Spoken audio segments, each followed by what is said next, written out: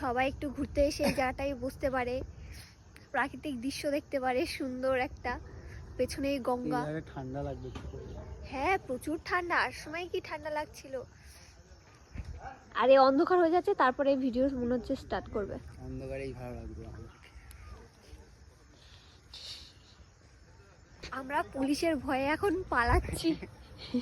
Police 1000 এসেছে। টাকা fine মেরেছে, সেই কারণেই যাচ্ছি। না না, এখান থেকে যাওয়াই ভালো। এই টাইমে ঘোরার জন্য ঠিক আছে, কিন্তু যেহেতু বাড়িঘর নেই তো, আর এখানে মানে লোকজন ভালো না, সব নেশা ভাঙ করে ঘুরে মুড়ে বেড়ায়, এই কারণে এখান থেকে চলে যাওয়াটাই উচিত। তো লোকজন একটু কম আর কি। আর এই যে মন্দির, এই জায়গাটার নাম হলো পাথরঘাটা। হ্যাঁ হ্যাঁ, পাথরঘাট, খুব সুন্দর জায়গা। আমরা যাচ্ছি বাড়ি, তোমাদেরকে মন্দিরটা এক পলকের জন্য দেখিয়ে দিই।